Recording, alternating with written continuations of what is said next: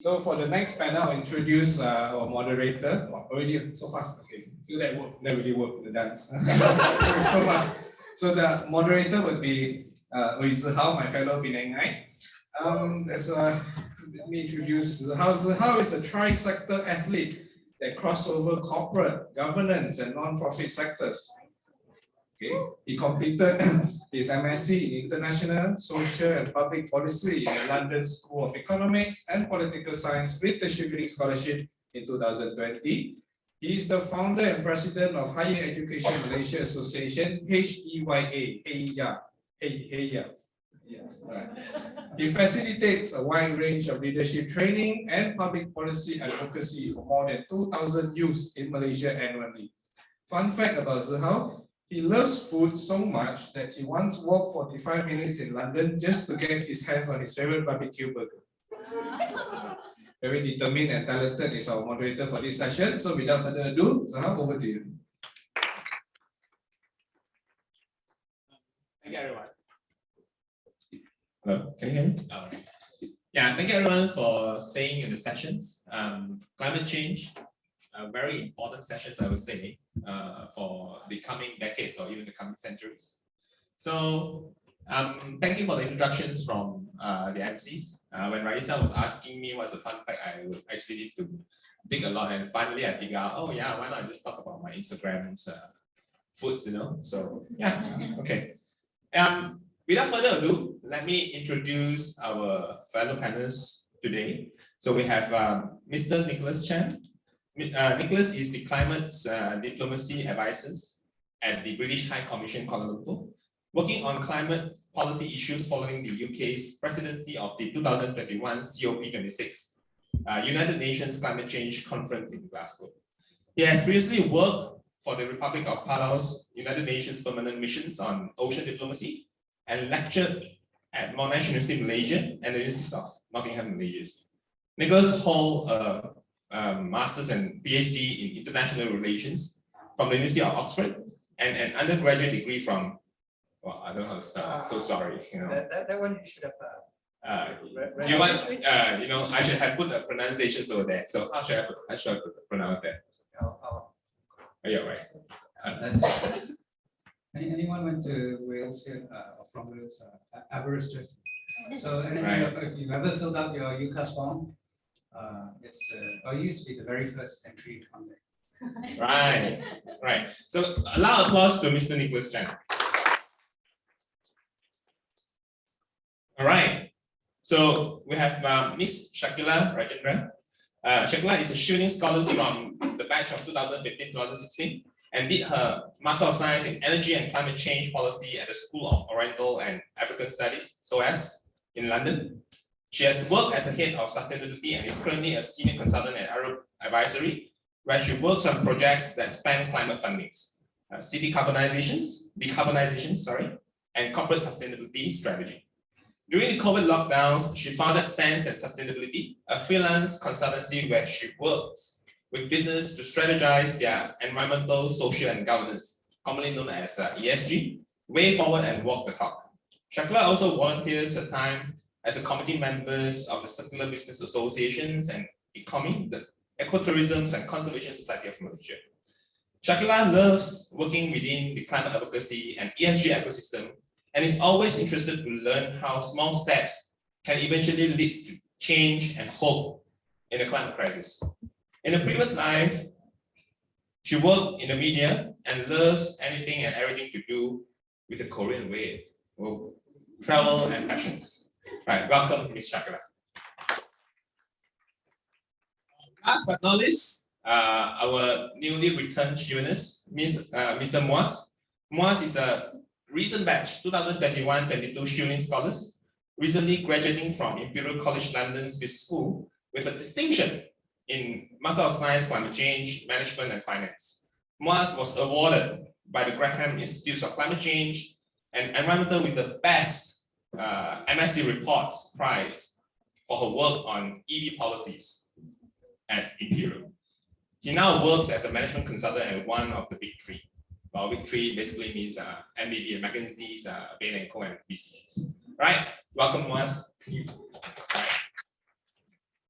Now, just before our speakers starts, their presentations to talk about climate change, I just have a few questions to ask the floor so that we can just gauge kind of your choice or preference on climate change. Now, if my question is like that, would you be buying EV cars, electrical vehicles, right? Will you be buying electrical vehicles, which is much more expensive than a petrol car, just for the purpose of climate change? Anyone of you? If yes, can you just raise your hand? Oh, you all have big troubles, man. You can see probably the climate change awareness will need to be increased. All right. So apparently, this is always a very concerning issues. When we talk about climate change, it's not just climate change. It comes in together with a lot of revenues, a lot of costs, and a lot of sustainability plannings in the pipeline to ensure climate change, net zeros, or even ESG framing to be a success. Now, without further ado, I would like to invite Mr. Nicholas Chan to tell us a little bit more on his works on climate change, and hope that will inspire us further. Right.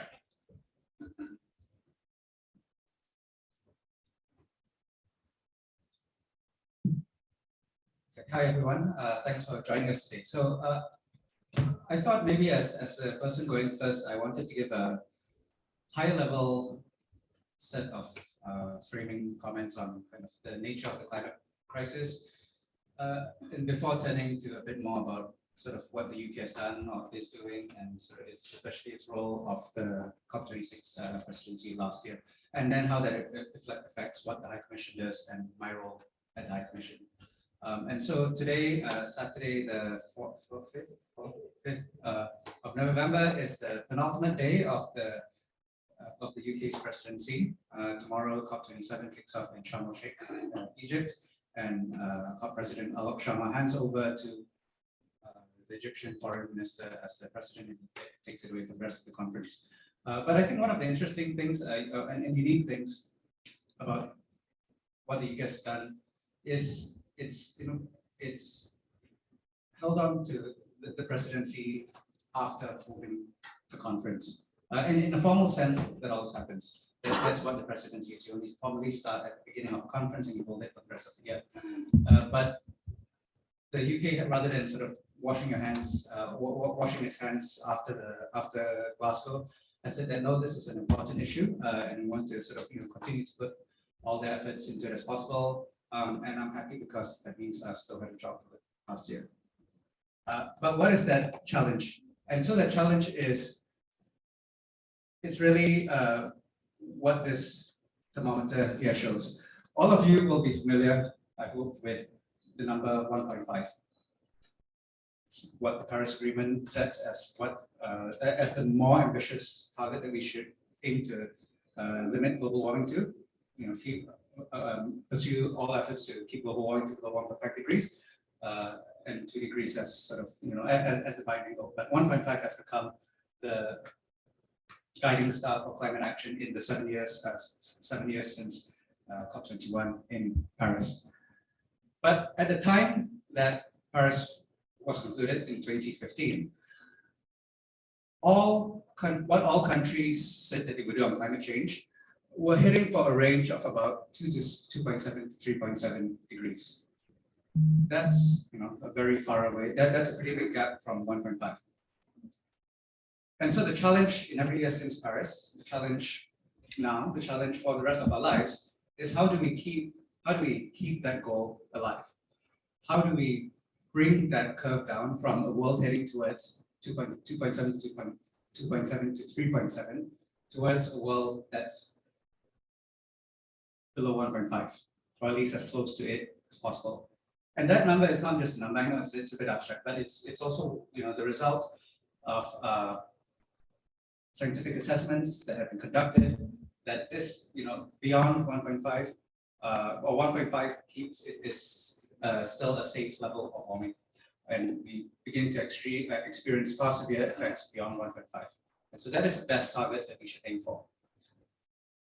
So before Glasgow last year, we were sort of on this 2.7 to 3.7 degree world. And so what the COP strategy was, and the objectives of the UK was to, right, we have a problem here. We are not on track to meeting the Paris Agreement, and we need to do so. And so it was asking countries to come forward with new targets, new goals, how they were going to reduce emissions from energy, from transport, how they were going to protect nature more, how they were going to sort of support new education programs and prepare people for the transition of moving from a fossil fuel-based world to a clean energy world. And it was went around asking governments, asking businesses to come forward with new efforts so that we can actually cut emissions down and keep that 1.5 goal alive. And those targets, and so what we saw is the second line here. There's a second line here on the graph. So the top line is that kind of range in the red, that range of the 2.7 to 3.7 degree world. What countries came forward with in the updated pledges they submitted before Glasgow was a world heading, that puts us on a world to around 2.4, 2.5. That's still not enough, right? That's still, these are the targets for kind of the next decade, but they are still not a 1.5 degree world. And so one thing that sort of UK ministers, UK diplomats went around the world asking for is, can countries do more for the longer term to set that direction of travel for where the global economy needs to head or and should head over the rest of the century, at least the rest of the half century, if not the rest of the century. And so we saw in 3 years, so I'm losing track of my time now. In 2019, when the UK began preparing for COP26, only about 30% of the world had a net zero goal, mostly European countries. But now, after COP26, that's covered by 90% of the world. Now, it's a slightly loose goal. Some countries don't have a specific date on them. In Malaysia, it's net zero as early as 2050. So there's a bit of wiggle room there. But the broad point is that it sets the objective that all countries should decarbonize or reach fully decarbonize or reach net zero by around at some point, whether that's the middle of the century, whether that's a bit later, whether that's a bit earlier, something like that. And so the vision of the world that it's meant to portray is a very different one from kind of the vision of the world that we've grown up in, or than the past 2 centuries since the Industrial Revolution have been about. And so that takes us to a world, these net zero pledges take us to a world that's more like a 1.8, 1.7 degree world.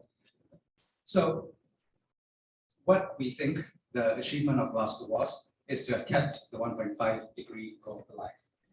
We've kind of brought where we are with the world we're heading to now, away from a 2.7 degree world to sort of maybe in more practical terms 2.4, and then at a reach 1.7, 1.8. It's not 1.5, and there's still more work to go. And this is why in which climate change is not a one and done issue. It is one in which we will constantly have to accelerate our efforts, constantly have to find new innovate, to find new ways of doing things, new technology, new ways of living, new ways of moving around that reduce emissions and that keep on reducing emissions that keep climate change to 1.5. So that's second slide. And what do we do here in Malaysia as the High Commission about it? So there are a few different images here. I just cycle through some of them. So the overarching thing is what's in the top left. In June this year, the Environment and Water Ministry Minister and one of the UK's ministers signed a new MOU on, it's called the Climate Partnership Agreement. And it basically puts the two countries on a sort of more agreed footing to cooperate more on climate change, more technical cooperation, more kinds of ways of helping the UK's lessons about what to do and what not to do, sort of help Malaysia as Malaysia develops her climate policy in a more advanced and ambitious manner. That's, I think, at an overarching policy level. The picture down here on the left, some of you may have met the High Commissioner Charles Hay, he's the one on the left. The one in the middle is the currently caretaker FT Minister. And then the one on the right is the Mayor of KL. And that is at the launch of the program where the UK is helping DBKL to sort of implement its climate action plan by putting an advisor inside the DBKL offices so that they can to help them upgrade their plans and policies and increase standards on building energy in particular. We have that from city level to something much bigger. Last year we actually launched a new program that comes to an end at some that had a 2-year time frame. It's called UK Pact, and Shakila actually works on some of the practical work on this. But this is also about working with state governments, working with NGOs who have ideas on how to cut emissions in Malaysia, and we are helping to provide the money to do that, to develop business cases, analyses on kind of what works and what doesn't work.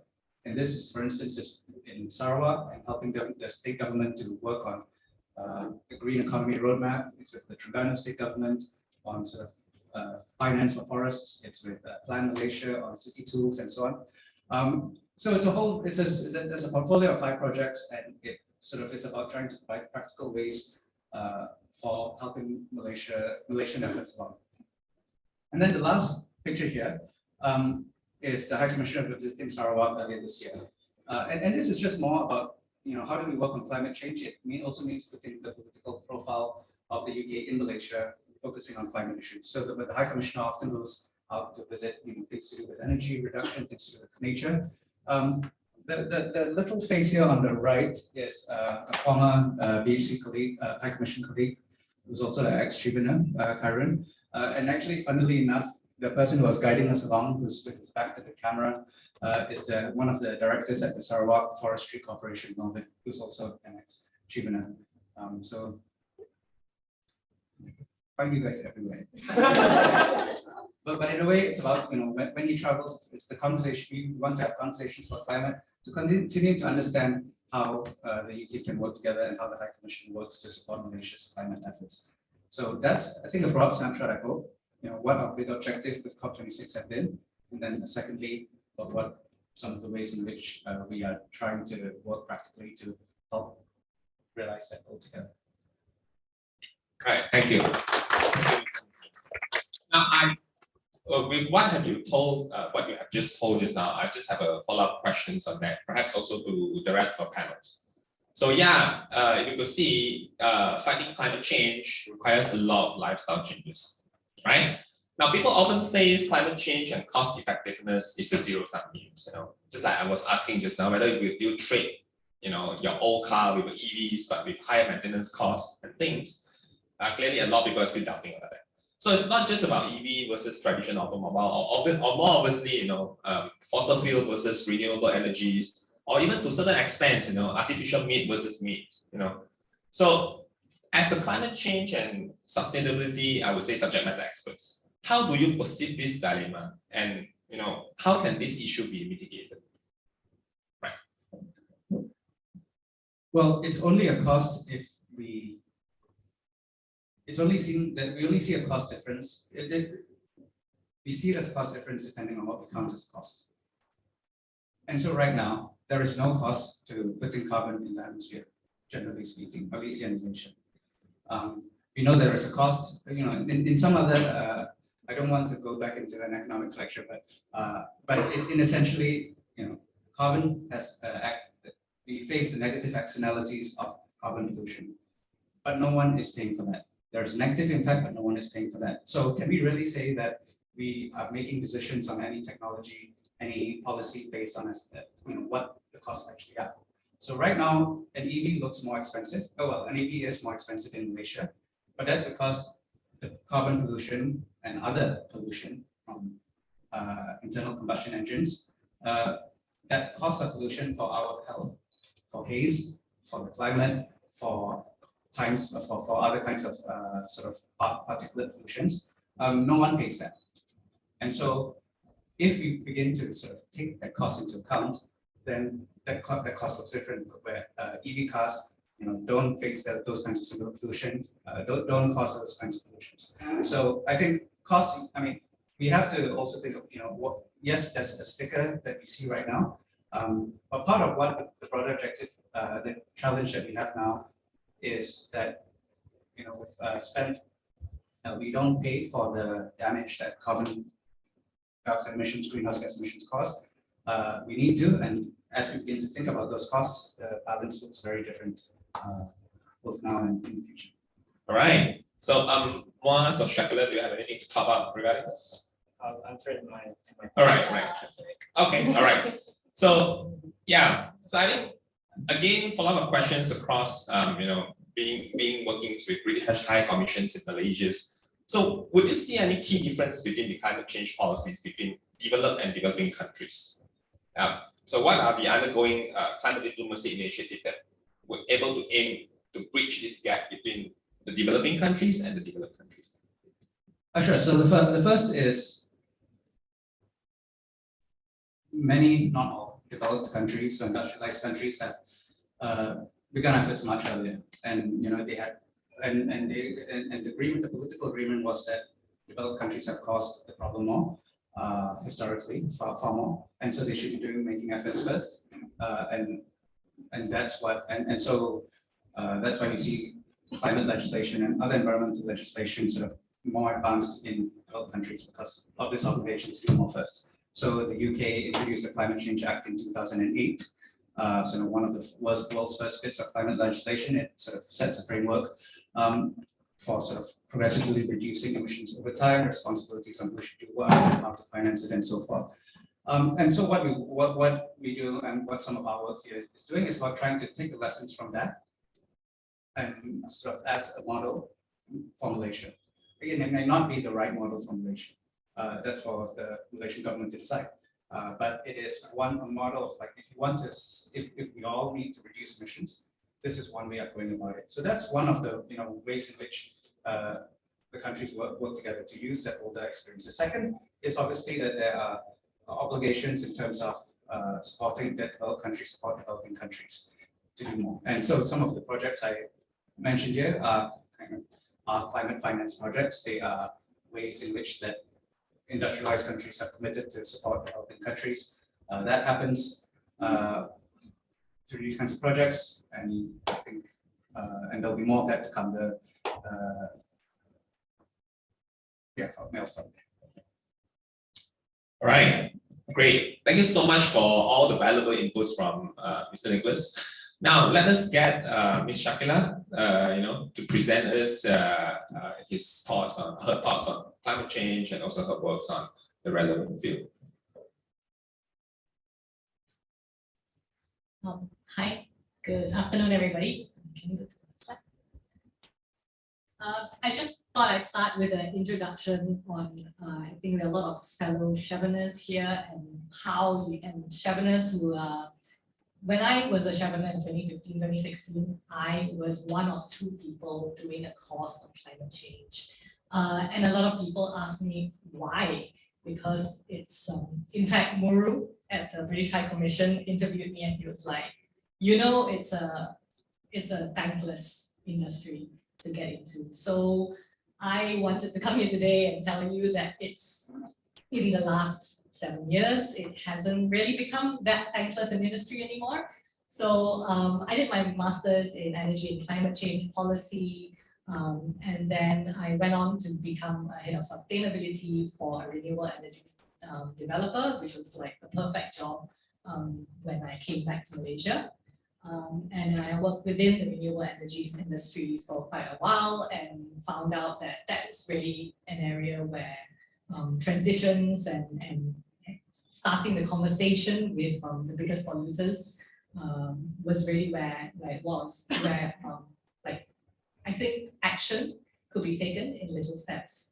And then the lockdowns happened and I was out of a job, so I found a sense of sustainability where I was approached by quite a few of our clients during when I was working as a renewable energy developer to talk more about how they can incorporate ESG, so environmental, social, and governance elements in their business, because they were interested to kind of fight this climate fight within their own businesses. So then now currently I'm a consultant at our Advisory. Arup primarily a civil engineering firm.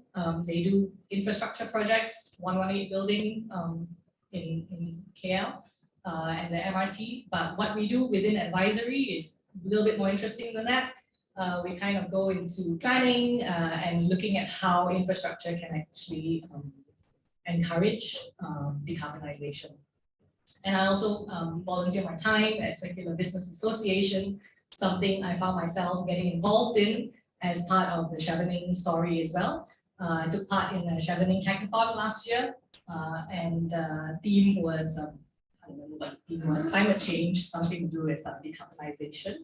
And we came up with like a policy from like rethinking the food systems using the circular economy. So then a fellow Chevener and I, we thought, oh, this would be a good thing to build a society and association. Next.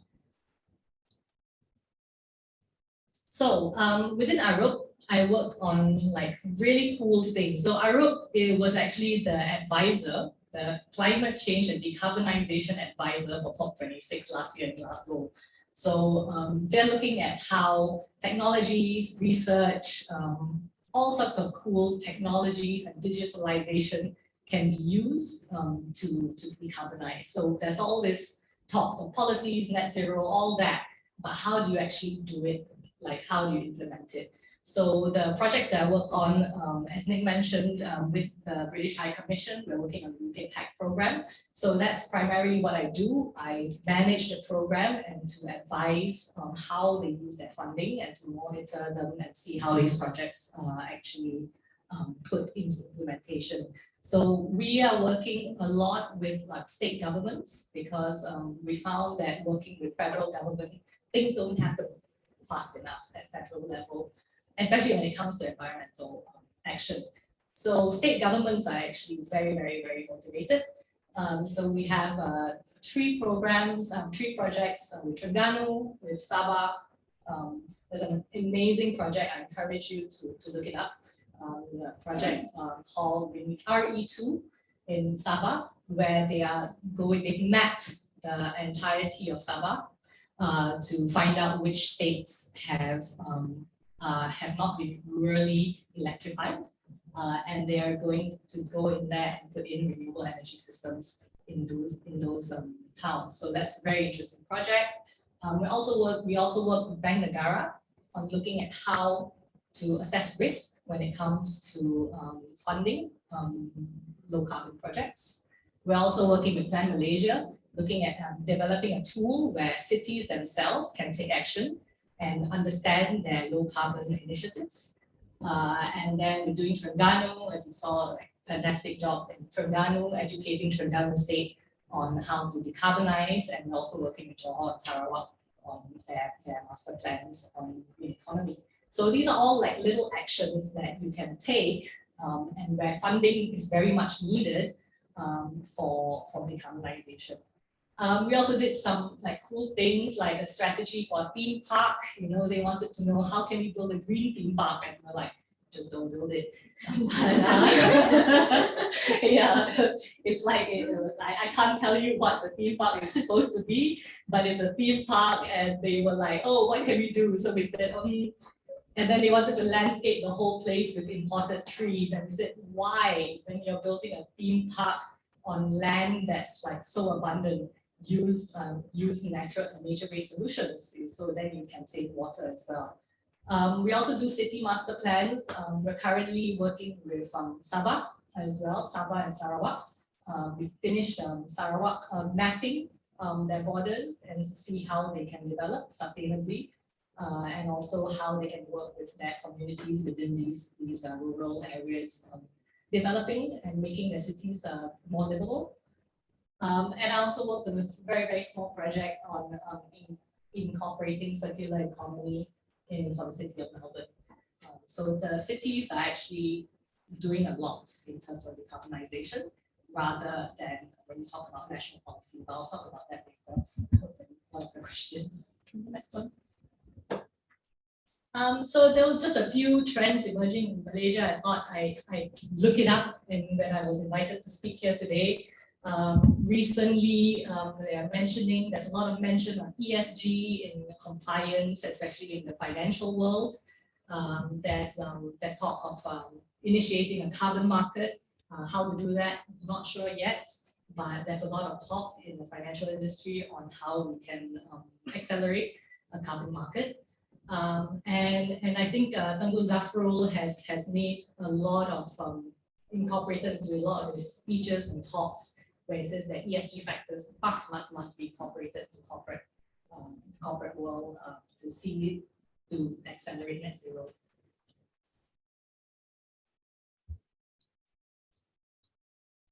So ESG, now this is the acronym that a lot of people are mentioning in corporate worlds. We see a lot of CEOs saying, oh, ESG is the #1 factor. What is it? Basically, what it is, it's a way of mitigating risk. And it's very, very closely linked to economics as well. And in terms of business, you know, if you're mitigating your risks, like you mentioned, a lot of people are not paying for the risks that come up as a result of climate change. So this can be applied into a business. So when you're taking into account the environmental, social, and governance factors, you're also taking care of the economic factors in the business. So this is what we do a lot. We talk to businesses to tell them that actually, you know, building a better, taking note of all these factors in your business builds a better community, and it eventually accelerates your economic growth. Yep, so people, planet, profits, that's been the buzz words, multi-stakeholder partnerships, voluntary reporting. I won't go into the reporting thing because that's kind of the regulatory requirements, especially now to get financing into your business. So it's all part of the action, part of the 1.5, part of the commitments to net zero. After working, so I studied climate policy, and then I went straight into corporate world, and I realized that the corporate world was where you can take small steps a little bit easier instead of having fairly frustrating conversations with government agencies. I don't know if it's being recorded, but yeah. And yeah, is it really helping? We believe so. Those of us who are working very closely with corporates and investors, we believe that looking at the risk, it's a toss-up, right? Are you looking at the risk that climate change will pose in the next 10 years and then pay for it then? Or do you take note of it now and put in a little bit of the cost to your business to kind of mitigate those risks? There's also going to be a lot of social impacts. Right now, we're helping out the refugees that are suffering from political conflict, but in the next 5-10 years, we'll have another type of refugee, climate refugees. Who's going to pay for them? Who's going to accept them? So there's a lot of factors that you will have to pay for in the next 5 to 10 years that we should be taking into consideration now. Also, there's been research, I think it's BlackRock, that did a research that when you incorporate ESG early, you actually increase your profits in the long run. And actually that's the key, right, to economic growth. I think that's my last slide. Yeah, that's it. So that's my introduction, a little bit into the corporate world. I think we'll talk a little bit more. Yeah, right.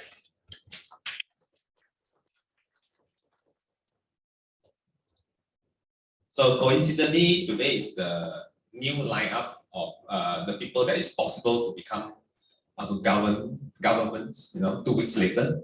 So in conjunction of this special day, and you have just mentioned that it might be a little bit frustrating working with the governments. All right. So my question is like that. So compared to other developing countries, how do you rate Malaysia's kind of climate change policy and momentum? And then what is the gap that you see, and of course, what is the opportunity that our governments can really improve? Actually, I'm going to take a positive view here, and we're not doing as badly as some of us think. Yeah, no worries, don't try to punish people. Yeah, so there's some policies that are really coming out. I mean, as I mentioned in my slides, the government is constantly announcing, especially in the financial industry. BNM has come up with a taxonomy. They come up with new ESG related investment guidelines, and then there's the carbon market. But actual policies, so it was frustrating at first because when I was working, this is 2017, and there was an announcement of an energy efficiency policy that was supposed to be implemented that would have decarbonized or transition and put us on a pathway for cleaner energy. And that's 2017 when they announced that this policy was going to be in action in the next year. It's 2022, almost 2023 now.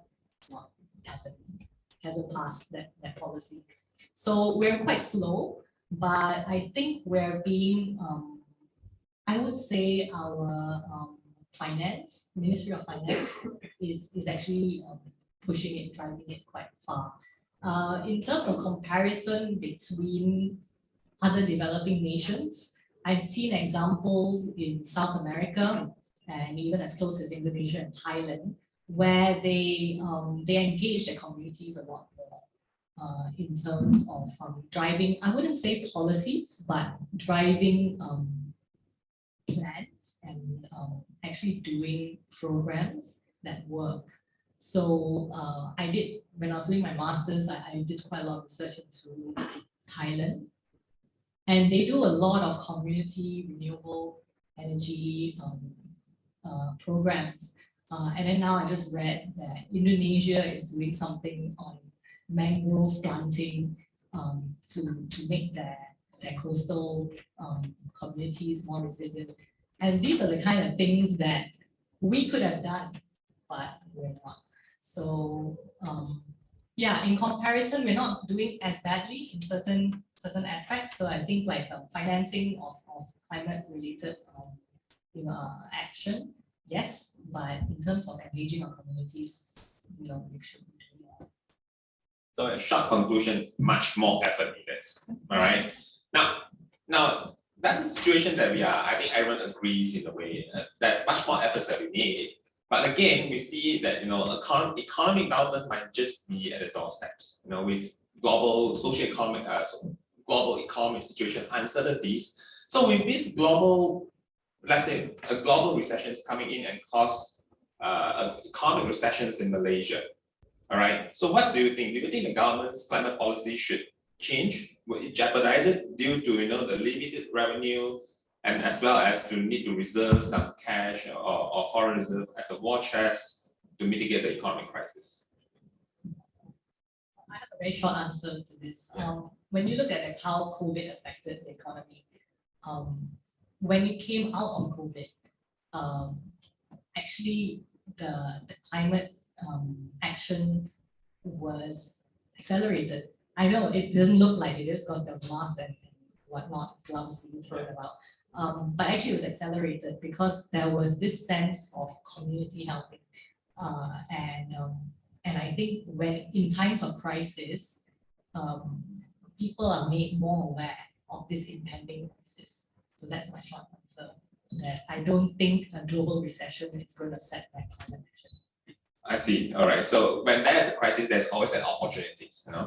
Anything to talk about from other speakers? I have it in my Oh, right. So okay, then without further ado, let's get Mr. Muaz, to deliver his presentations, right? Yeah, hi everyone. So today I want to talk about the importance of climate adaptation. And before I do that, I want to take you guys back to the end of 2021. Does anyone remember what happened at the end of 2021 in Malaysia? Exactly, it was the floods, right? Next slide. The floods caused such huge damage back then. And it was described as a once-in-a-century event, once-in-a-century rainfall. And the damages is clear. It caused about 8.5 billion ringgit in damages and relief, which the government had to pocket out of their own budgets. About 125,000 people were affected by the floods. Around 75,000 people were displaced, and sadly, 74 people passed away because of this. I hate to be the bearer of bad news, but it's going to get worse, especially if we don't do anything about it. So these type of floods will become more frequent. Instead of once in a century, it will become once in 25 years. So flooding, flash floods will become more apparent, more frequent. Sea level rise will happen and up to 0.7 meters. Heat waves as well will increase dramatically in terms of its frequency and intensity. And the effects is clear. You can see it on the screen. It affects every aspect of our lives. Firstly, agricultural yields. Our crops could go down in their yield by about 60%, and this affects rice crops, palm oil, all the things that we actually depend on as an economy. In terms of people affected, more than 20,000 people will be affected annually as a result of this. In terms of our health, about 17 million people will be affected by malaria by 2070, as compared to a baseline of, sorry, that's the wrong number there. It's about 5 million back in 2015. So the impact of climate change is enormous. And if we look at the overall economy, by 2050, if we don't do anything about it, it will cause a shrink in our economy by about 20% as compared to the baseline. Now, there is an interesting research back in 2019 where they assessed the vulnerability of flood-prone areas and sea level rise. And it brought out some really interesting and quite morbid results. Is any of you from Muar by any chance? Or Pukan? Okay. What about Klang? No? Okay. Maybe Alosta or Perlis? Kuching? Okay, you're all from KL. Okay, never mind. Next slide. So the impacts of the study showed that Perlis will be smaller than it is today in 2050. I know it sounds impossible, but yes, it will be smaller than it is today. Alosta will be an island. There will be no more north-south expressway, so you don't need to worry about your toll. Muar, Pukan, Port Klang will all be gone. They'll all be under the sea level. Kuching will be an island, and KLIA will be by the beach, so you won't have to go that far.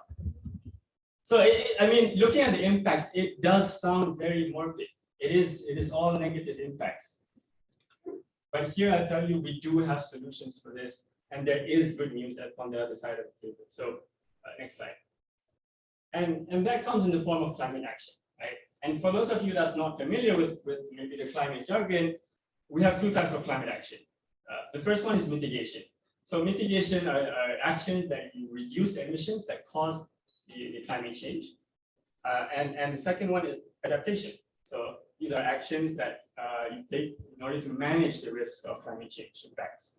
So mitigation, you have projects like renewable energy, low carbon transport, energy efficiency. And for adaptation, you have things like improving your infrastructure, making sure they're climate resilient, improving your disaster management, making sure that you have forecasts and you ensure that people are ready for floods and future climate impacts. Things like flood protection. And in between, you have things that can cover both, right? So forests, they can take in carbon, but at the same time, they can prevent floods from happening by absorbing all that water. Mangroves is also another great example. I think you really mentioned that, right? So we do have solutions, and both of them are equally important, right? However, when it comes to mitigation, next slide. Whether we act on it now or later, market forces will force us to act on it, right? I think you mentioned the thing about EVs. If you take a look at the right-hand side, EVs in terms of its total cost of ownership, and this includes buying it and maintenance and all that, it will actually be lower by 2030 compared to ICE vehicles, compared to normal vehicles, right? So whether we change or not, market forces will force us to change in terms of the mitigation aspect, right? I know it's not that clear, but right below it, there are timelines already whereby car manufacturers are already announcing that they're going to end ICE vehicles and only produce EVs, right? So by 2030, by 2035, by 2040. So we will be forced to act in terms of climate mitigation. In terms of renewable energy, the cost has gone down dramatically over the past few years. Compared to 2010, the cost of solar has reduced by 88%. Its technology, its capacity factor has increased. In fact, even in some areas in Europe, for example, solar is a lot cheaper compared to fossil fuels, compared to new fossil fuels. So we are seeing these trends that will somehow force us to take action in terms of mitigation, whether we like it or not. However, in terms of adaptation, we can't wait for anything next. We have to adapt now, or we pay the price later on, and it is an extremely expensive price to pay, right?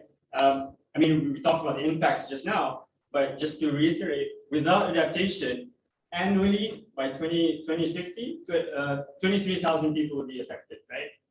But if we take some measures, we try and adapt, about 550 people will be affected by floods annually. So there's a massive change by just adapting our ways, right? In terms of total cost, for example, if we don't act, but compared to 2050, comparing 2050 to 2030, there's an extra cost of 166%, right? So we have to adapt now rather than later, or else we will have to pay the price. And the good thing about adaptation is we do have some solutions currently in place. Next. So for example, on the left-hand side, we see that sponge cities. Now, sponge cities are essentially cities that have a lot of blue and green spaces in the urban areas, right? If you want to take the context of Malaysia, here we're essentially a rainforest. We've been blessed by blue and green spaces. Unfortunately, we've replaced all of that with concrete. And that's actually one of the main causes why we're having a lot of flash floods. We have ideas such as roof gardens. Again, this takes in the stormwater and ensures that there's less flooding happening. And these are examples that are happening in other cities around the world. It's not something completely out of the ordinary or out of the blue. Another example is mangroves. So mangroves, again, like I mentioned, so they do an important job in taking in carbon, but at the same time, they do an important job of protecting the coastal areas from erosion. They help with the storm surges, mitigating storm surges, as well as mitigating the sea level rise. So again, solutions are here, and we're really blessed by the nature that's surrounded by us. It's just that we have to take the necessary actions. Next. And there are, of course, other solutions, right? When it comes to crops and agriculture, there are flood and drought resistant crops that are currently being researched, currently being trialed. But again, these things need time and a bit of funding. AI and data. So a lot of cities now are depending a lot on AI and data in order to help with flood management, in order to help with warning signals and things like that. I think it's something that Malaysia can definitely benefit from, especially with the flooding that's more and more frequent. And of course, we have seawalls and dikes. There's plenty of examples here. I think the Thames barrier in London annually it protects about trillions in terms of infrastructure. It protects them from storm surges, from sea level rise. So there are solutions that work. Next. And this is just, again, to give some examples, right? In Toronto and Montreal, they're really expanding the tree coverage. Again, in Malaysia, we shouldn't have that problem because we have trees everywhere. But unfortunately, we have to take into account this in terms of our city planning. Community gardens, for example, they're really helping in terms of water retention. So Justin is another good example of where that's being sort of trialed, right? In Chicago, by implementing rooftops that have trees and plants, it's helping slow stormwater runoff by about 56%.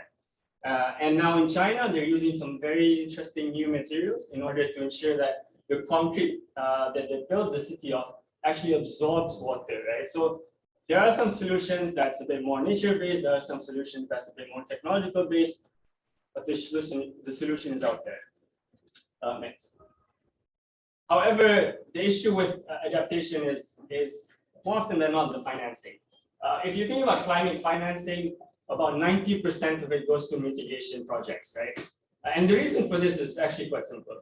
With mitigation projects such as renewable energy and things like that, the revenue is apparent, right? You build some solar plants, get energy, you sell it to the grid, you get money, right? Unfortunately, with adaptation projects, sometimes you don't get money. If you plant trees, if you ensure that your mangroves are protected and conserved, more often than not, you're not going to get money for that, right? And I don't want to get too deep into the question of climate injustice and things like that. But in terms of adaptation finance, currently around the world, there's about 5 to 10 times a gap in between what's needed and what's available, right? And that's a huge issue. Why? Because it's the global south that's suffering. It's countries that are in Africa, in Latin America, and in South Asia, Southeast Asia that's suffering. And obviously, these solutions require money. However, there are some possible financing options. So I think if we look at Malaysia, they've sort of started this program called EFT, Ecological Fiscal Transfer, whereby they take it, the federal government will give some of the revenues that they collect to state governments in order for them to conserve the forest and nature. VCM is the voluntary carbon market, and that's very interesting. So it was announced by Bursa that it would be launched by the end of this year.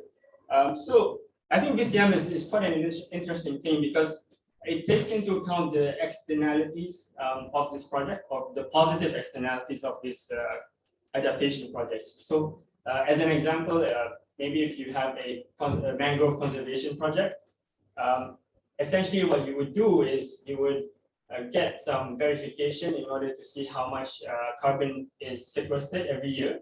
And with that amount, you essentially get carbon credits, and then you can sell it on the voluntary carbon markets. And in that way, you get some revenue for your project. So it does incentivize people to go for these adaptation projects. In terms of external funding, again, there are some out there. You know, there's some adaptation fundings. You can get some from ADB and the Asian Development Bank. You can get some from, in fact, your PAC, UK PAC programs. So there are some funds that do this, but again, it's not enough.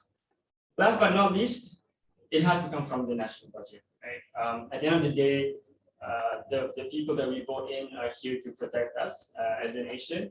And as we mentioned before, if we don't take the action now, if we don't spend now, we have to spend it later. And sometimes we have to spend it with our lives, right? And we don't want to do that. So it's extremely important to think about adaptation and to really bring more attention to adaptation as compared to mitigation, which is getting a lot of attention. Here, what you can do, well, I mean, in your own personal capacity, right? I think with November 19th coming up, the least that you can do is look at the manifestos that the coalitions have, see if they have some climate action manifestos, what they plan to do about it, things like that, and take that into account when you vote, right? If they don't have that, or if you think they can do a bit better, write to your MPs. I think some of these MPs are a lot more responsive than you think. I've definitely done that.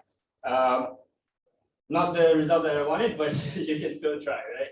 And of course, you can also advocate and raise awareness around this topic. And yeah, so I hope today that I've managed to convince you that climate adaptation needs a little bit more attention, especially in the Malaysian context, and especially when thinking about the overall carbon emissions, right? I think we contribute about less than 1% to the world, but in terms of the impacts that we face, it's enormous. So yeah, thank you very much. That's pretty much it. All right, thank you, Moaz, for your very informative presentations. So I think the question over here is, now, while all the solutions laid there looks like something that an MNC can adopt, how about for SMEs, small medium enterprise? How would they deal with all these ESG frameworks that definitely needs more comprehensive efforts, knowledge, and even spending structures for them? So what will be your advice or your thoughts on that? Well, especially in the context of climate adaptation, I think more focus needs to be on the central government, on state governments. MNCs obviously can make a contribution there. SMEs, I wouldn't put too much pressure on them, you know, especially in terms of they don't really have much money in the first place, right? And the influence that they have is probably not as huge of an influence compared to the government. So yeah, I hope that answers the question. Yeah, I feel like we want to Talk about that. Yeah, so in terms of adaptation, definitely not, by mitigation. Definitely SMEs have a part to play.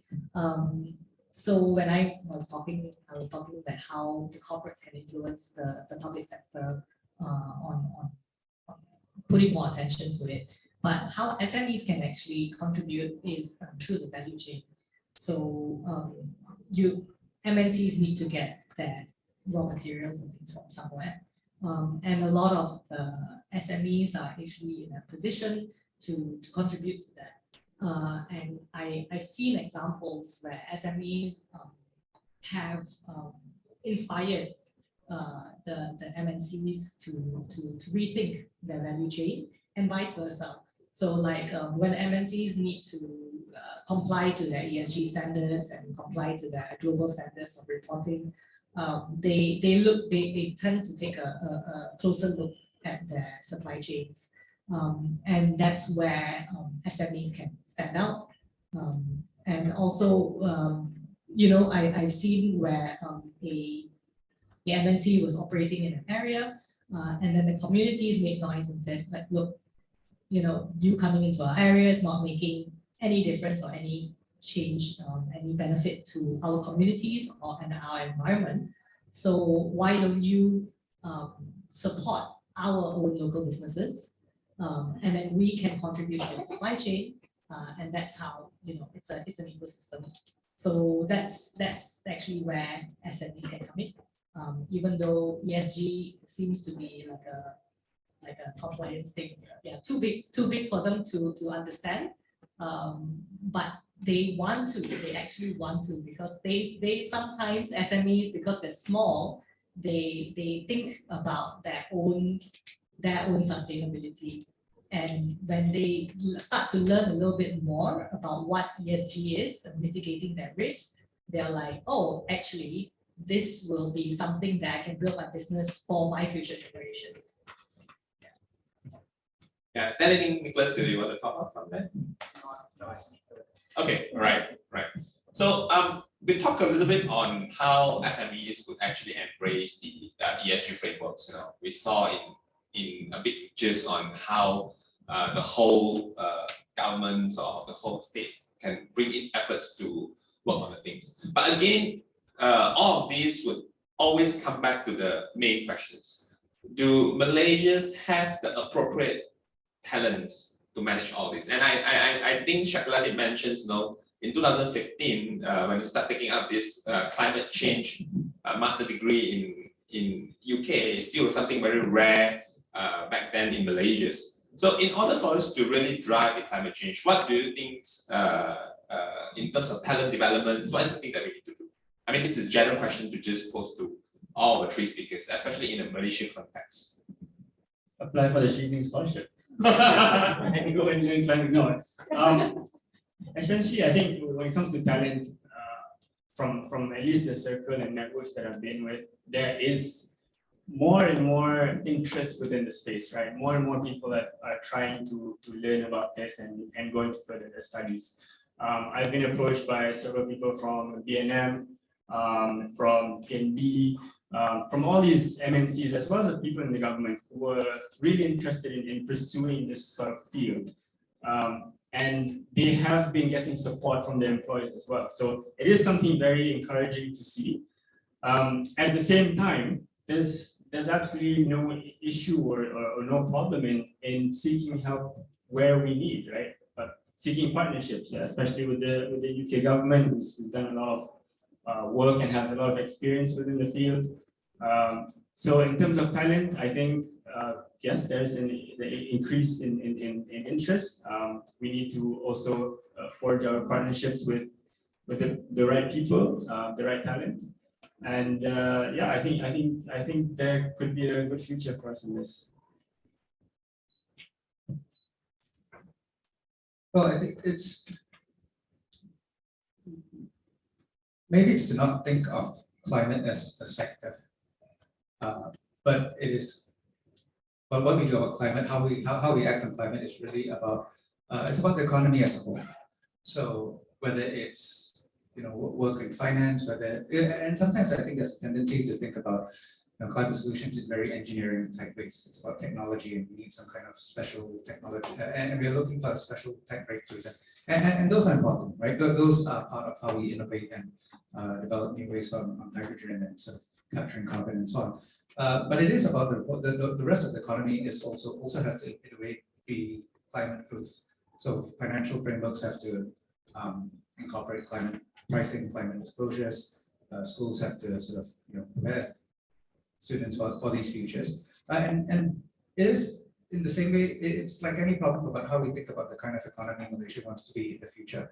And preparing and the skills for that. I'm a social scientist by training. I'm not a science person at all. But climate is part of kind of how politics works. It's about how societies operate, about how we find incentives for people to make lifestyle changes, sort of how to persuade, how to communicate. All these are climate things, and I think it's and all these are things that and every sector of society has or will have a climate dimension to it. All right, Shakila, anything to comment on that? Not much, but I saw a very I made a very interesting observation when we were giving sustainability and climate talks to schools in my previous company. And actually, it's not a lack of talent. The talent's already there, and the next generation, like Nick said, climate is not an industry that they're interested in. Little children were saying this is just survival. This is just a way of life. It's not something that I have to take a particular interest in because it's my life. So yeah, I don't think there needs to be a certain pool of talent that we need to go into. Certainly the universities are doing that. They're introducing sustainability courses, which was not available 7 years ago when I was looking for one. So the talent is already there, the interest is already there. It's just a mindset shift, I think, to parents, that the kids are already there actually. We're the ones that are lagging behind because the next generation already understand. Right, great. So I think the key here from Shakila is we need to educate our next generations. Let our kids are aware that climate change is about survival, right? Yeah, but I just hope when I go home tonight, my kids don't tell me just throw away your old Toyota. I need a Tesla for that. Right. Now, before I open the questions to the floor, I have just one last question to all of them. Again, election seasons, So we used to have a climate change focused ministry, MASTEC, Ministry of Energy, Science, Technology, Environment, and Climate Change. Super long name. Do you think we need to have that back? After G15, and if we have it back, what is the key priority, the very first task that the new ministry should focus on? Go first. No worries, I know special branch officer.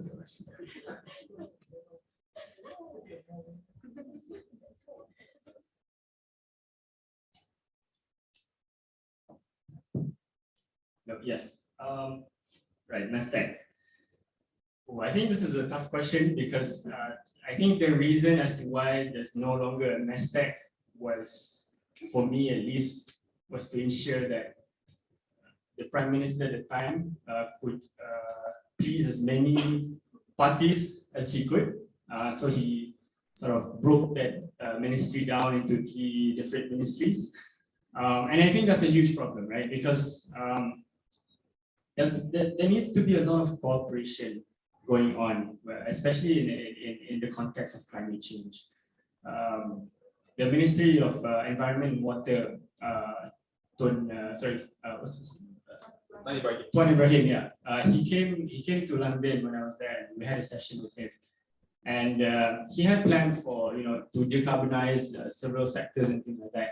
And he told me that the really tough thing that he was finding was trying to convince other ministries to do the same, right? Because it needs to cut across Ministry of Transport, your industry, your education. It's encompassing essentially the entire government.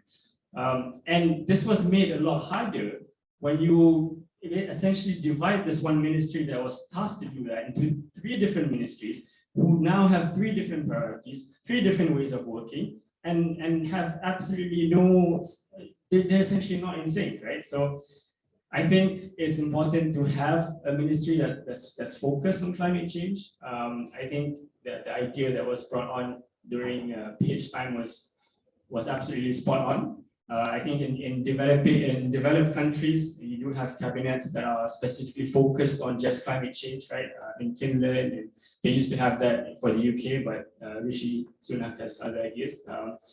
But yeah, so I think it's very important to have that one ministry, because through that ministry, then you can easily coordinate with the other ministries that you can. You reduce the amount of redundancies that you have, reduce the amount of stakeholders that you need to be working across with. And yeah, so I think it's really important whoever's coming back to reignite those three departments. Great. Right. Well, I'm not going to offer a view on specific ministry organization, and there are many different ways to organize government. Right? There's no one single perfect way. I think the point about coordination is there. It is probably the right one. Ministries, however they organize, need to coordinate each other. I mean, when it comes to EV question, right, then you have to bring in Transport Ministry and MOSTI and others. It's not, you know, it's not a climate issue. It becomes a broader economic issue. So that coordination question is always going to be there. But it comes back to where in a way, will to coordinate comes from. If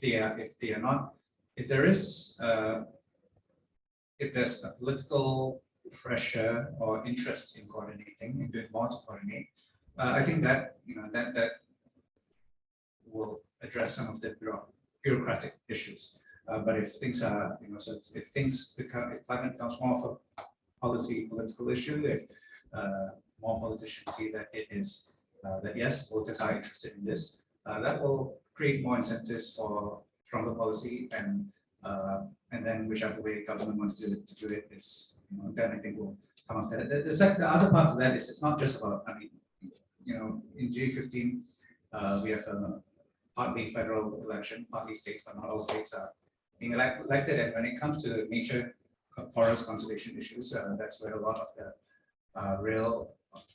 the authority also lies. So it's just the same coordination question, but voters have to sort of say that yes, these issues are important to them, and then politicians will follow. Right, great. Jacqueline, anything for you? Do you think we need a ministry like this to end your frustration during the governments? I think what it is a coordination, and we need a ministry that drives it.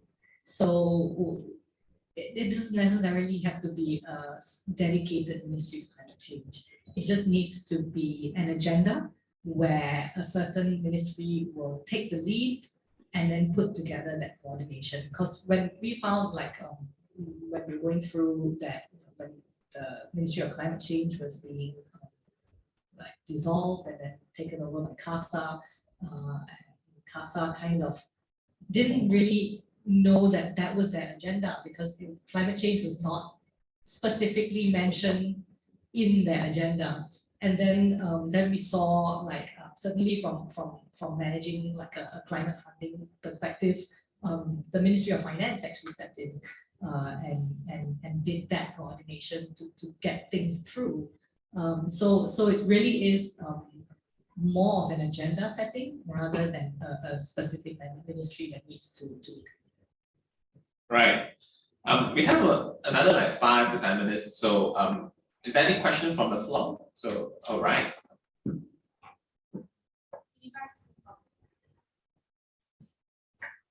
Hi.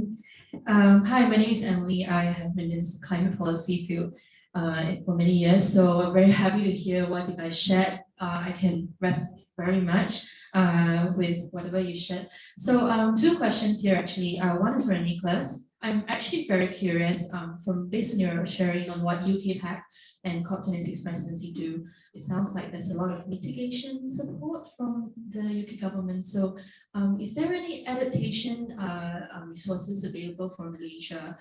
That's my question to you. And also for Moaz, or maybe to everyone on the panel, How do you think we can convince our government to actually mobilize more budget to adapt to climate change? Because I think we have a lot of attention for climate mitigation policies already, and and this is election season, so would really want to hear from you. Thank you. Sure, thanks, Emily. So, I mean, and I completely take and agree, everything was said about that balance about adaptation. It is much easier, at least, to make a short-term investment case for mitigation activities, and adaptation requires a lot more public. It's much more of a public good and needs more public support. In terms of what the UK is doing, you're right, we do less, but we do have some activities. And so, for instance, it's actually also with DBKL. Just to give you one specific example, they have a multi-hazard risk platform in the DBKL building. It was developed by funding from the Newton Nkrumah Fund with researchers from UKM and Cambridge. And what it is, it provides this sort of a granular level mapping of KL's physical hazards and overlays that with its built environment. So to be able to provide fairly specific forecasting for extreme weather events, especially flood, especially rainfall, but not just that. I think includes heat and other hazards too. So that is one thing that for DBKL to help plan to know which parts of the city are going to be affected or going to face higher hazards, and therefore how they can allocate their resources to prepare for those disasters. So that's one example. There's other sort of resilience research projects going on with in Sarawak and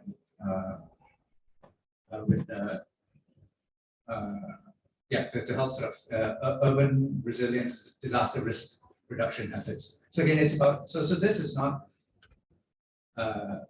it's resilience efforts. It's about helping to help prepare communities or communities to help them prepare to cope with disasters, so that you reduce the risk of any given hazard, so that actually if rainfall happens up to a certain point, they can cope with that, or they will have sort of developed emergency responses and know how to cope with that. And then the last example I can share is we have there's one more example on resilience, and I've forgotten it now. No worry, just left your emails and anyone interested can email you. Just kidding. Maybe we can get back to you later. No worries. Yeah, Moaz and Shakla. Your question about how to get more funding for adaptation. Like Moaz said, write to your MPs, especially states where severely affected constituencies that are severely affected by flooding. That is the classic example to generate to put in more funding for adaptation. I think over the past 2 or 3 years, there are many examples of the government making U-turns, right? In terms of the ceiling of the price of chickens, in terms of COVID rules at the time, right? And what essentially made them change the policies and things like that was because everyone basically made some noise, right? And they listened. So it's the same thing here. It's the same thing with climate. If enough people talk about it, if enough people put pressure on the government, on the opposition, on whoever is in power, they will act on it. I think if you attended the earlier session on politics, right? These government agencies do sentimental analysis on Twitter, on Facebook, on social media. They do take those things into account. It's just whether they do something about it or not, right? But in this instance, I think there's not enough noise surrounding adaptation. I think there have been some complaints, some noise about floods, and especially in recent times. But I think the aspect of financing those solutions have not been loud enough, right? So I think it's people like you, Emily, it's people like Nick, and people like Shakira, everyone in this room essentially. If we make enough noise, they will listen to us. They have no choice but to listen to us. And yeah, I think what better time to do that than the general elections, right? So I can say that you make noise to your city constituencies, the city planners as well, because that's actually their agenda and in their best interest. Do you have time to follow up this one? It's a very simple one. Okay, all right. Yeah. So, can I have a mic or just, So this is a short one. I think it goes to all the three panelists. So it's a growth emergency for sustainability practices to be implemented in all sectors of the economy and society. There is a growing interest as well among the youngsters. And you said, like you said, some of you said that the talents are there. And a lot of people that I spoke to, especially the young people, they wanted to they want to do something for the future of the country, for sure, for the planet. But a lot of them, in fact, also wanted to transition into working or making sustainability practices as a career. And considering that all the three of you at least work within a sector that promotes sustainability practices in the country, what would be your advice for those who are young people who are maybe just fresh grad, or even maybe who are already working in the corporate sectors and whatnot, who want to make a transition to working within a sustainability sector or industry, if you can call it that way? Where do they start? I mean, are the NGOs are the only options? Where do they start? What are your advice, and maybe how can you present some options for them to think about this deeper?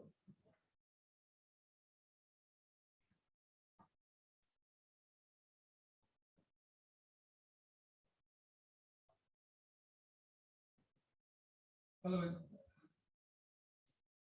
I would think of it as not as a transition to the sustainability sector. It is about greening or climatizing. That's a terrible word.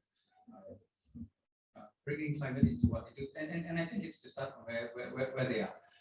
If it's their existing workplace or existing place of education or other environment, and to ask what part of their work now could or should be thinking about this medium longer term, and then finding ways to sort of to asking your bosses what that actually should be, rather than, I think, it's not about everyone moving en masse to a renewable energy company or something like that.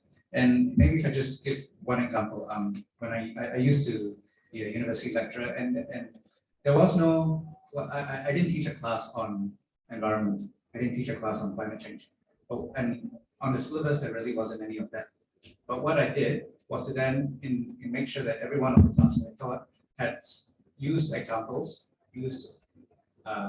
provided a way of using environmental issues and climate issues to think about world problems and other kinds of economic problems.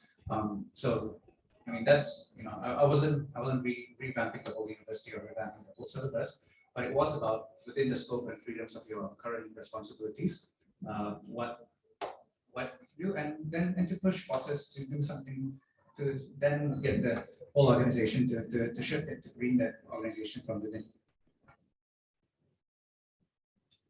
yeah, I mean, I have to agree with Nick. I think it's important to not look at it as a sustainability sector, but think about it as each sector would have to think about sustainability, right?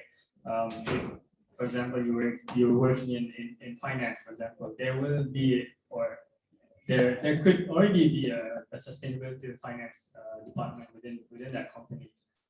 If you work in transport, of course, it's the same. Energy. Essentially, every business right now has that sustainability aspect to them. And more often than not, I think they're always looking for people. They're always looking for talent, right? So, especially if they're young, if they're going for entry-level roles, there's no reason for those departments not to take them in and then train them. I mean, I think I speak from a personal experience. I have a few friends who did public policy, did absolutely nothing to do with climate change, but are now working within the sustainability and climate aspects of their companies because they essentially reached out to those people and those departments. So it's completely doable. Yeah, for me, it's one of the things that if you're talking to young people who are looking for jobs and companies, to find a company that actually has the purpose that aligns with what you're already thinking of. Personally, I was working for a corporate that didn't align with my own sustainability values, and I left that corporate very quickly to go to one that spoke to what I wrote is full of engineers. They're not really, they're not people who think about climate change all the time, but because they're engineers, and because the purpose of my company is looking at better futures, that slowly seeps into the purpose of everyone else. And then within that, who are people who are not necessarily like you said, you don't come from an engineer from a climate change background, but then they see people like me and my department who are talking about it very passionately, and they approach us, and there are interns that have come and said, I asked them, you do know that, this has nothing to do with engineering and what your course has taught you, and they were like, yeah, but it does speak to something that I feel passionately about, and I want to see where that connection comes from. So it's about having conversations with people that you feel are already passionate about it, and looking at examples as well. I have an intern that I said, like, how do you get interested in environmental science and all that? She was like, through YouTube. She was just watching a lot of videos, and she was seeing that, the flooding in Jakarta, all these videos where climate effects are going to affect us in the next few years. And she was like, yeah, I think I have to do something about it. And that's why I started pursuing environmental engineering rather than just engineering. Well, thank you so much to our speakers today for all the very informative, useful, and also very inspiring speech and presentations on climate change today. I'll pass back to